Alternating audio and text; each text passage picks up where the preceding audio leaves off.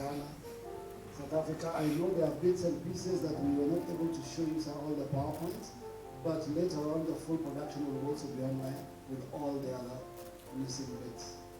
But for now, we just want to focus on the messages. And you know, I guess last night it began with Isaiah saying, "Woe is me." Today I am sure it's not Isaiah. I'm sure we are the ones who by the end of this morning we were saying, "Woe is me." Because things truly come into perspective, and that perspective completely changes your present location. It completely has you looking at yourself from a whole new perspective and looking at everything that God is doing completely differently. And so, for me, it's not even so much what starts now, but the repercussions beyond this for us, for our changes, and for what God is doing. But you know what? It's about time. It's about time we arrived here. It's about time we finally engaged and were clear about what we're doing. It's about time we determine what isn't working for us anymore and what is. It's about time. So I guess that's the best I can say to you. It's about time. This is where we're at. So once again, I just want to welcome Anderson to continue.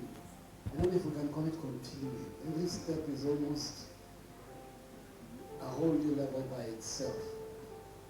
So, Andy. Thank you, sir. All right, I think I'm on already. Thank you, sir. Hey, good evening, everyone. How are we this evening? We good? We cool? We smooth? Okay, I'm hoping that we are, in fact, really smooth. Smooth is good.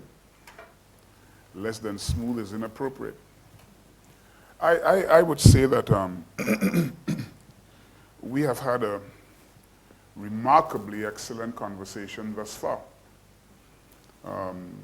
We are reserving the first sessions in the morning for feedback, Q&A, and I think this morning we had a very healthy feedback, and I assume that given the content of today, tomorrow would be even more dynamic and more interesting. I think too it's also good that we had a nice mix. Hey Brian, thanks man. We had a nice mix of pastors and leaders here today, and general membership from the churches. That was also good. Then I think that the interaction we had on Liberia today was also very, very excellent. Those who came in specifically for that, I'm sure they walked away with a great amount of value. This evening I want to do something a little bit different, but trying to stay in focus and trying to stay on theme. Morning sessions and seminars like these and conversations like these are always different from evening sessions. Those of us who have attended conferences over the years, you would know that morning sessions are always different. Day sessions seem to have a different laid-back kind of feel and flavor, and you could do things differently. Night sessions always seem to carry something more like church. So I want us to do something more like church, right? But here, what we want to do? Let's take a look at Jesus. He is the book of Matthew, chapter 24. Let's look at these scriptures, and we could talk about this tomorrow as well, because I think it's important for us to talk about this tomorrow. We're not doing a keynote tonight. We're not doing any keynote. Matthew 24. Are you there? You have your Bibles open? I am convinced Kenya makes some of the best coffee on the planet, you know. Some of the best teas as well. I am not allowed to return home without Kenyan tea. Okay, Matthew 24. And let's read this because I think it's important. It says, Jesus came out from the temple and was going away when his disciples came up to him to point out the temple buildings. to him. And he said to them, do you see all of these things? Truly I say to you, not one stone here will be left upon another which will not be torn down. As he was sitting on the Mount of Olives, the disciples came to him privately, saying, tell us, when will these things happen, and what will be the sign of your coming and the end of the age? Now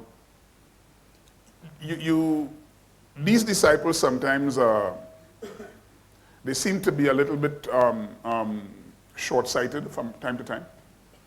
These disciples, every now and again, they seem to be a little bit not very quick-witted, but every now and again they seem to floor you. They do something and they ask the right questions, and they make the right connections that would leave you wondering.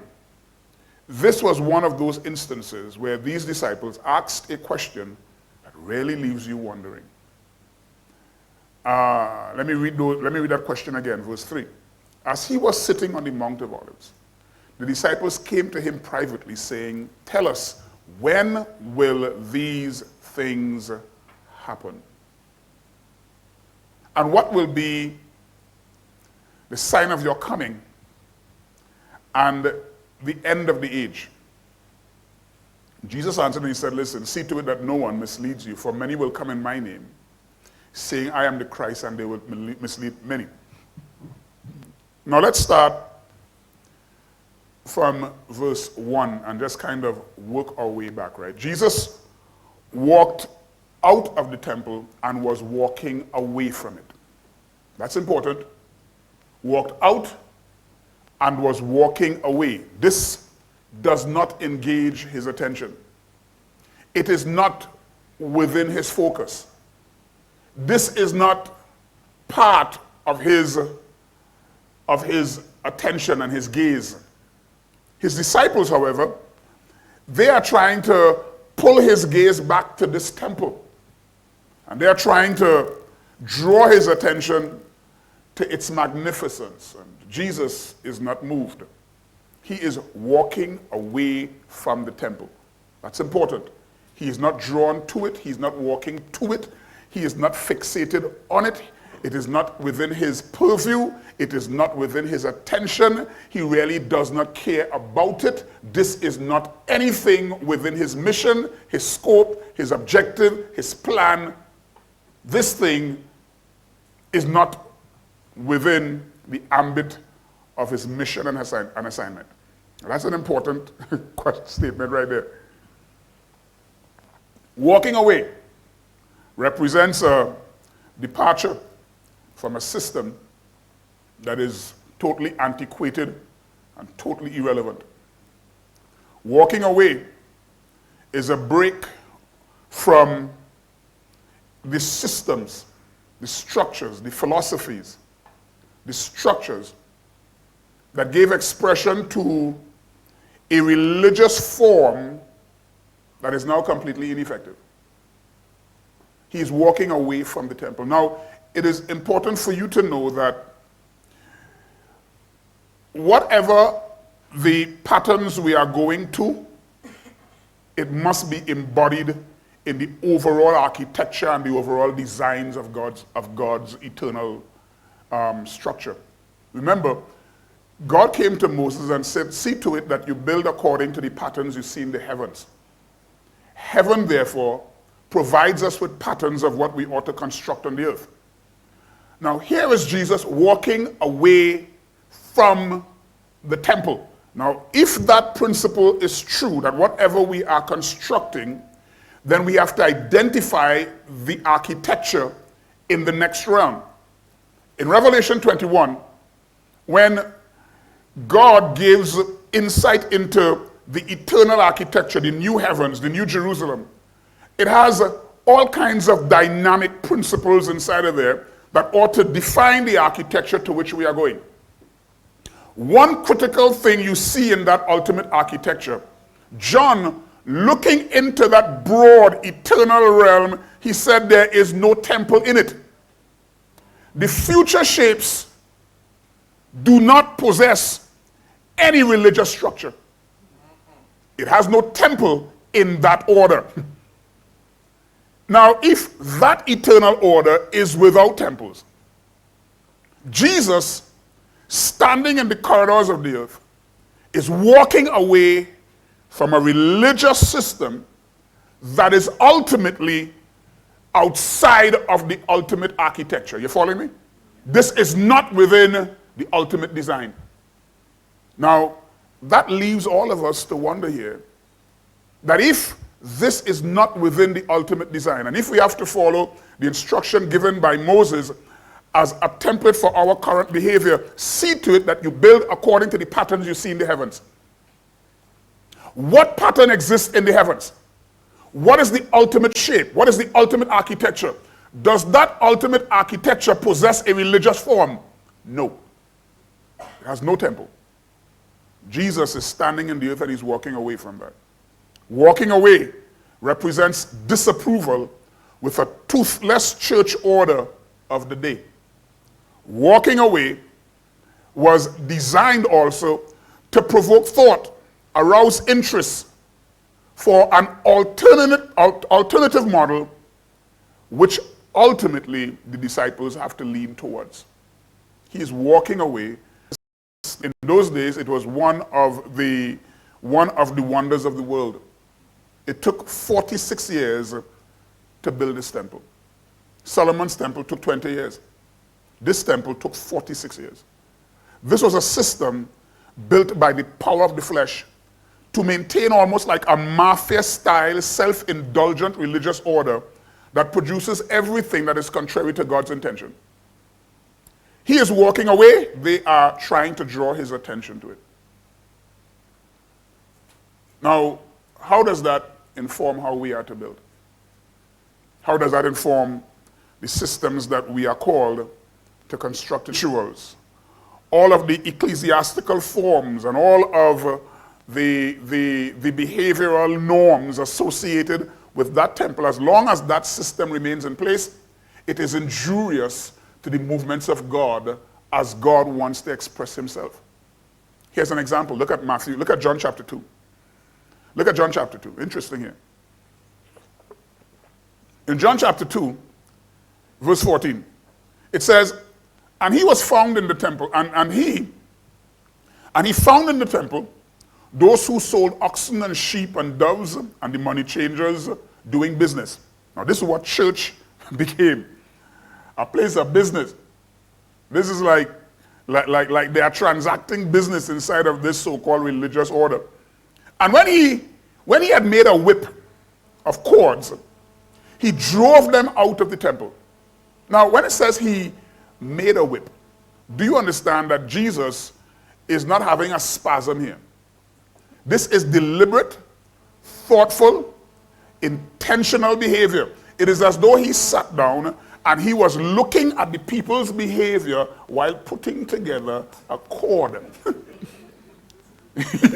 It said, now do you realize that, we read this and we think that Jesus walked in the temple and he saw all this stuff was going on and he just grabbed the whip and he whipped this. No, he was making this whip, looking on at their patterns. In other words, this is deliberate behavior. And he made a whip of cords, drove them all out of the temple with the sheep, the oxen, and he poured out the money changers' money and overturned their tables. And he said, listen, if I take these things away, do not make my Father's house a house of merchandise. Now, in Matthew 21, it says it slightly differently. Look to Matthew 21 for a second. Matthew 21 for a second. So he's walking away from a temple, walking away from a religious order. He now finds within that structure systems of business, self-indulgence, people more concerned about their own enrichment, no longer consumed with the passions of God's bigger and broader plan. He sits down and he deliberately puts together a whip and he drives them out of his temple. And he said, listen, you cannot make my Father's house a house of merchandise. In chapter 21, it's said slightly differently. It says, then Jesus went into the temple, verse 12, and drove out all those who bought and sold in the temple, overturned the tables of the money changers and the seats of those who sold doves. And he said to them, it is written, my house shall be called a house of prayer, but you've made it into a den of thieves. Look at verse 14. Then the blind and the lame came to him in the temple and he healed them. Now, do you realize that critical word, then? Then. And this is the connection. As long as temple practices basically continued along a particular path, it was almost like holding back certain divine activities. Only when he whipped those within the temple, overturned their tables, confronted them very radically, did that open up a pathway for the miraculous to occur. Then the blind and the lame came to him and they were healed. Then. Now, that is important. But let us get back to a very, very, very important principle. Jesus, we said, he is walking away from the temple, and his disciples are turning his attention to it. And then Jesus turned to them and almost like confronted almost every single position inside of their minds. This temple took 47 years to construct. This thing was a wonder to the then known world. This thing took years to put together. To the naked eye and to almost everyone in those days, this is an impregnable system. This thing cannot be broken down that easily. Just as some of us in this seminar are trying to confront the circus of church and trying to understand the dynamism of Ekklesia, you may ask, well, this system is so impregnable. How could this thing be broken down? To everybody's mind, this thing is impregnable. This cannot be broken down. They came and they said, well, do you see all of this? Jesus said, do you see all of these things? Truly I say to you, not one stone will be left upon another which will not be broken down. He is proclaiming the absolute destruction of that which appears impregnable to all of them during those days. That which appeared magnificent. This thing that took years to construct. This thing that literally took the energy of the flesh to put together. All of them were convinced that this thing is here to stay. Jesus said, don't believe that stuff. Don't believe that stuff. This entire system, this entire order will be broken down to the point that it cannot be reconstructed. Not one stone will be left upon another which will not be torn down. So there's hope here for us, guys. There is hope that the outdated religious systems, models that are not inside of the ultimate architecture, those things do not have enduring power as you may think. They may appear impregnable from this end. They may appear as though, well, this thing has been structured over years. It is difficult to break these systems down. They are not part of the ultimate design. They are not as impregnable as you think. And that ought to provide us with hope. Because as long as you live this side of heaven, in this time-based reality, and you have a concept, a view of God's ultimate patterns, but yet still you are confronted by the current smokescreen, the distortion that is so up in front of our gaze, you may say, but this is a hopeless cause. How can we step into the accurate form when so many of us have been caught up in the distortion? It is not part of the ultimate design. It does not have enduring capacity. Right? Now, here's another very important point. In Jesus saying that this whole model is going to fall apart, not one stone will be left upon another, these disciples were able to make a very, very important connection. And this is the connection. As he was sitting on the Mount of Olives, they came and they said to him, when will these things happen? Now, he is talking about the destruction of this whole model. The destruction of an antiquated system that is not a part of the ultimate architecture. This thing has no enduring capacity. Don't be fooled by its apparent impregnability. Don't be fooled by the years in which it's been standing before us. Don't be fooled by that. All of this will fall apart. These disciples came scratching their heads, but in the midst of their confusion, they made some very, very important connections. You are saying to us that this whole system here that appears impregnable, that has been standing before us for all these years, that took all this time to construct, you are saying to us that that thing is going to fall apart? And he said, for sure. And this is the connection. When will that happen? And what will be the sign of your coming and the end of the age? They connected the destruction of that antiquated model with acceleration towards the completion of his purpose. Put it another way. As long as that model stands before us, the acceleration towards completion is slowed down. These disciples made that critical connection. Are you following me? They are, let me say it again. They are being told that whole model is destined for destruction. It will not endure. The religious models that we have grown accustomed to, it cannot stand. And that ought to confront you as a leader with a very, very critical question. Are you building into a model that has no enduring capacity? Are you putting your energies into a model that is not part of the ultimate design? Build as you see what exists in the heavens. Revelation 21, that system does not exist there. If that is not a part of the ultimate architecture, it is not worthy of my sacrifice. It is not worthy of my attention. It is not worthy of my contribution. It's all going to fall apart. When will this happen? And this is the connection.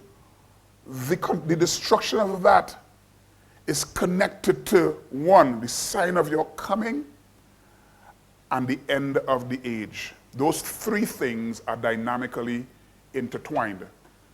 The destruction of that model is joined to the evidence of his coming and the end of the age. Important. You all clear on me so far? Now, the removal of the religious structures will eventually lead to an acceleration towards his coming, and his coming is dynamically linked to what the Greek translation describes as the soontelia of the aeon, the soontelia. And now, the end of the age is a very interesting term because the word in the Greek, the construct of the Greek language does not just describe like the culmination of events. The end of the age does not just describe like the culmination of intentions. The word soontelia in the Greek construct literally means to finish together. The end of the age is more than just the culmination of events. It is a movement in the earth that is completely synchronized with God's intentions in the heavens, where both are moving and completing together. You following me? Soontelia describes to finish together. As long as God is here and church is here, there's no soontelia. Soontelia is both systems are synchronized and moving seamlessly together to the culmination of all things. So Jesus or the disciples, they made that dynamic connection. Now, and keep this in your mind, that if the destruction of that model is linked to the soontelia, then as long as the model exists, what we have is a church that is out of sync with divine intentions. And that is delaying the process. It is slowing down the advancement. It is literally putting roadblocks in the pathways of God's movement.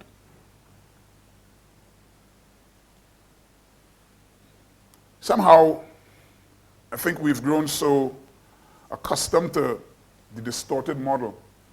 And if we only come to terms with what these disciples are understanding, I mean, I guess if the disciples were me, And they asked the question, well, you are telling us that this temple will fall apart. And we are making the connection that when the system falls apart, it means that there's an acceleration towards completion. Listen, bring me an axe. Bring me a sledgehammer. I want to help in its destruction. You know, I want to help in its destruction. Bring me a sledgehammer. Bring me some kind of destructive implement. Let me start the destruction of this whole system. Now, the thing that makes the question important is that it flows out of Jesus' declaration of the impotence of the prevailing order. The current order is impotent. This order is irrelevant. This order does not consume my attention. It does not occupy my gaze. It is not part of my focus. You know, that irrelevant, dysfunctional order, really understand this, it is slowing down the execution of God's ultimate purpose. And as long as we continue to give oxygen to that thing, and as long as we continue to enable that model, we are really doing a bigger evil. Giving oxygen to that distorted model is really not just giving life to that which will ultimately collapse and die, but it really is slowing down a bigger plan. Now, we know very well that God's purposes are very much on time. We know that. And if we have to drill into all kinds of layers of truth and insight, Jesus did say, I will build my Ekklesia. And that ought to provide us with a sense of comfort that despite all the madness you see in front of us, God's purpose is on time. And there's a company of people who are working down in the trenches. They are not known, they are not heralded, they are not celebrated. They are doing what God called them to do inside of their areas of responsibility, and they're doing it with nobility, and they are giving massive traction to God's purpose. They are numbered among the 7,000 others that you don't know about. They are not on Christian TV. They don't have books written. They are out of sight, but giving massive traction to God's purpose. In that regard, we can celebrate the fact that God's purpose is on time. However, we cannot deny the fact that, listen, there are those other entities who are slowing down those efforts with good intentions, because there are a lot of those persons who are giving oxygen to this model and they really believe that they are doing God's work.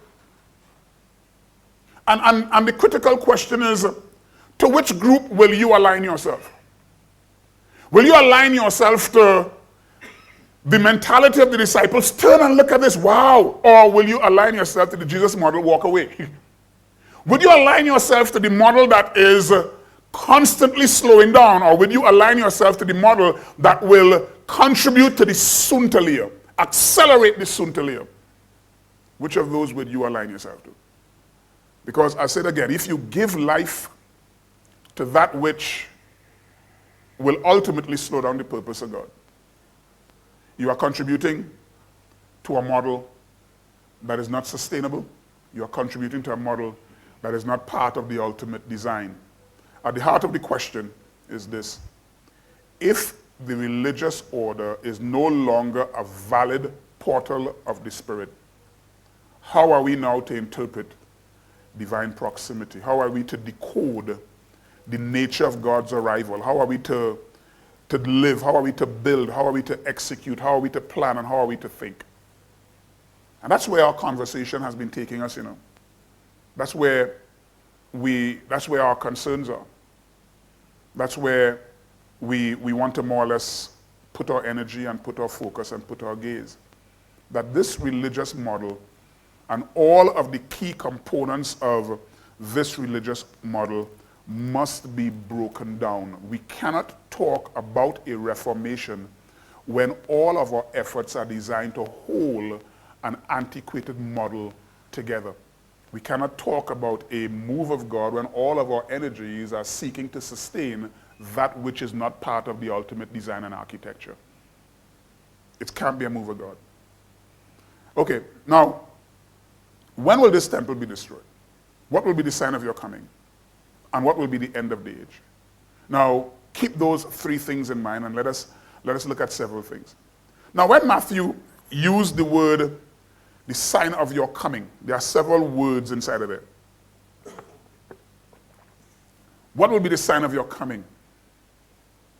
He was using a term that was normally associated with the frequent arrival or the frequent visits of royalty. He was not just describing an ultimate literal return, but he was equally describing the arrival, the official arrival of royalty and majesty. The Greek word describes not just an ultimate coming, but it describes a victorious manifestation. A victorious manifestation. So let's paraphrase this, because yes, it does describe an ultimate return, but it equally describes a victorious manifestation of your nearness and proximity. When will these things happen? And what will be that glorious manifestation, that victorious manifestation of your proximity and your nearness?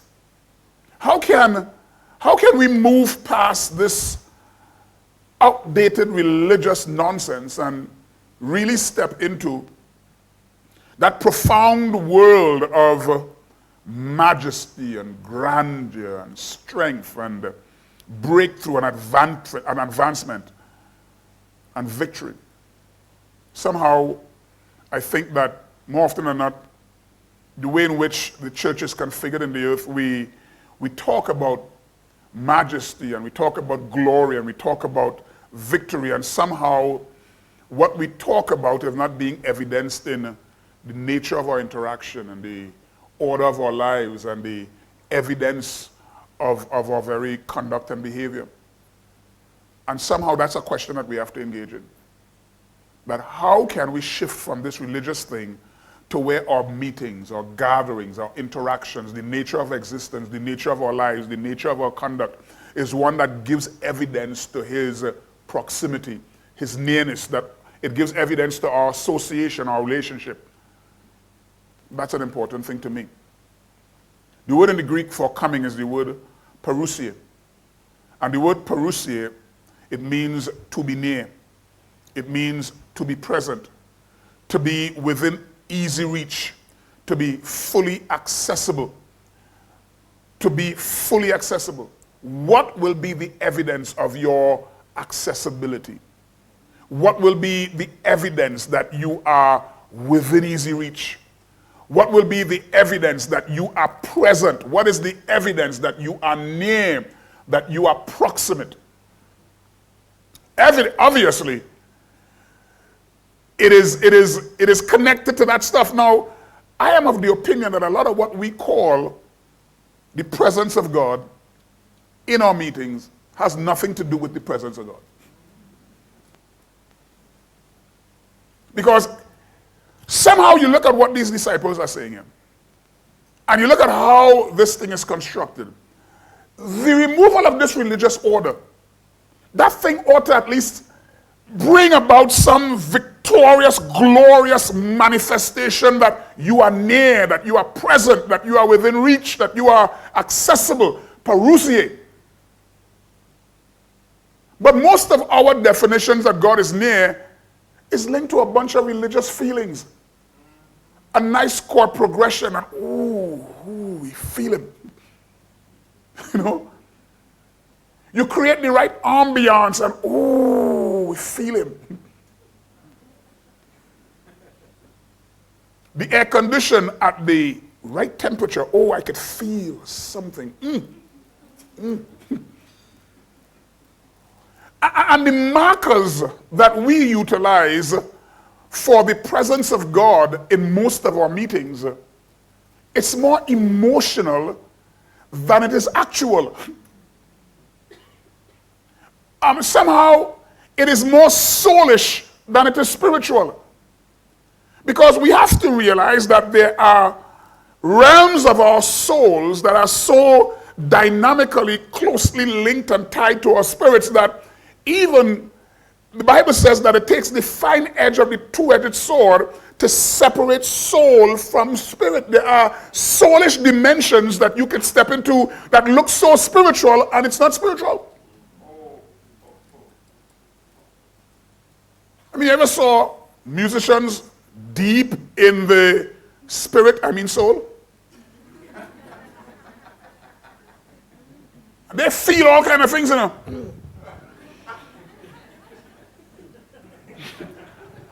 They feel all kind of stuff. And it's the eruption of their souls.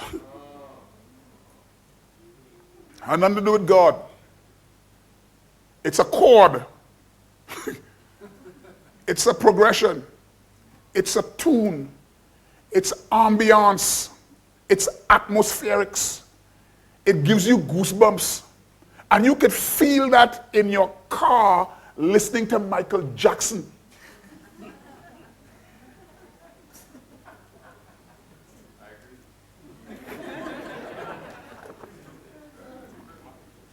Because, listen, we continue to use religious markers to justify a pseudo-spiritual experience. When will these things happen? The removal of that whole system. And what will be the evidence of your parousia that you are near? Because we always associated your proximity based on a religious experience. You ever realize in the midst of the worship, in some churches, God forbid you have a moment when you are silent. I mean, listen, I used to lead worship, man. Those are moments you dread. Because you want to have a moment of stillness. That is when you hear the most ridiculous, the most insane, the most crazy. I was in a meeting once and we had one of those, and one lady with a high accent, she said, "My people, my people."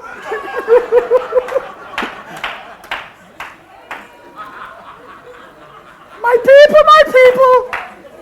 It is I, the Lord your God. I have 3 things to tell you, but I forgot one. I kid you not, that is exactly what the person said. And I mean, I am standing there and saying, but this, what, God has amnesia? God has amnesia. I have 3 things to tell you, but oops, I forgot one of them.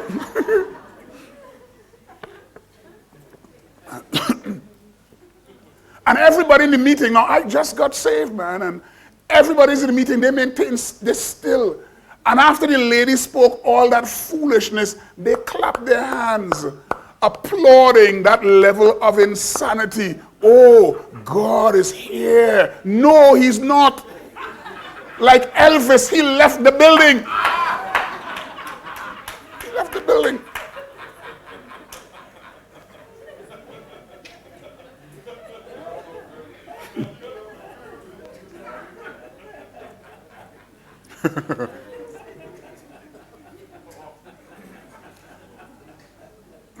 What is the sign of your coming? What is the sign of the end of the age? Now that word parousia, let me kind of drill in some more into that word. The word is used for presence, as we said, for someone like even in the book of 2 Corinthians, where they said to Paul, your letters are weighty, but your bodily presence is, your bodily parousia, presence. The word in classical Greek was used to describe, as I said, the arrival of a ruler, the arrival of majesty, the arrival of governmental authority, movement of grandeur, the arrival of majesty and kingliness. This word was also used, it was never used in a religious context at all. Never used. This is one of those words almost like Ekklesia that has absolutely no religious connotations to it. It always speaks of full regal power. Full regal power. Majesty in all of its strength. Grandeur in all its enormity. What will be the sign of that? And again, keeping the basic context, as long as that outdated, antiquated religious model stands impregnable in front of our gaze and we are feeding that monster, we are shutting down that regal, majestic, kingly power and presence and proximity, because somehow we've grown so accustomed to the religious that we almost cannot even recognize when kingdom is here, when majesty is present, when royalty is within easy reach, when authority is accessible. The word was used among the Greek to describe the demonstration of divine power. It's a very interesting word, parousia. Among the Romans, listen, that word parousia was applied to the manifestation of the Roman god of medicine and healing. The Romans associated whenever that presence, parousia, they always associated parousia with the Roman god of healing and medicine. The Roman god for healing and medicine is Asclepius. It is the same word from which you get the English word scalpel.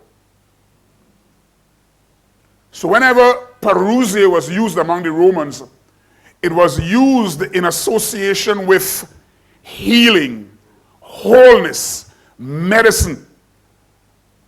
Now, again, keep the whole context in mind. That the Greek-speaking believers borrowed this word and they used it to describe the demonstration of full regal and divine power. They used this word to describe the presence of healing and wholeness, the miraculous. And these disciples are connecting these dots. And you could see the demonstration in Jesus overturning the money tables and driving these people out of the house, and then the miraculous arrived. And you ask the question again that we often stop and ask ourselves, how is it we don't see the manifestation of the supernatural with the level of regularity that you see in the book of Acts? We ask ourselves the question, where is the God of Elijah? Where is that God? Because that God is not just a God who's concerned in giving us nice verbiage, nice rhetoric. This is a God of miracles. This is a God where is that God? Listen, we've reached into a time and we're living into an age of such skepticism that we could no longer inform a people into change. You can't preach a people into change. There are certain sectors of our world, the atheists are now emerging. There are levels of such rejection of truth across the earth. This morning we gave you a full map of the world and where people's belief cycles are. Across Europe, churches are emptying. Right now, the European church basically has about less than 2% of the European population within churches. Those people, they don't want nothing to do with God. Humanism has taken over. Do you want to go and just kind of give them a nice little conversation and convince them? We need the sign of his miraculous, authoritative, regal power, very present, showing up with remarkable, miraculous, and authoritative dynamics. And those things we have to believe God for. And as long as this model continues to stand in front of us, it is holding back those dimensions from operating with the level of regularity that had happened in the early church. It's holding it back. I mean, you read in the early church, man, and Peter stood up and he said, listen, silver and gold I don't have, but such as I have, I give you. The access to that level of the miraculous was not something that these guys trained for. They didn't have to speak in tongues for 45 minutes to awaken some spirit. This is not Mount Carmel.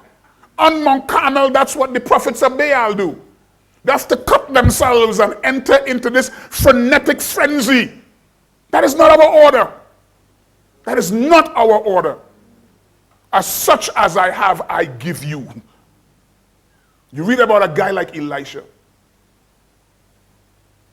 being taken care of by a couple. He would go and visit, and they will just kind of accommodate him, take care of him, provide him with a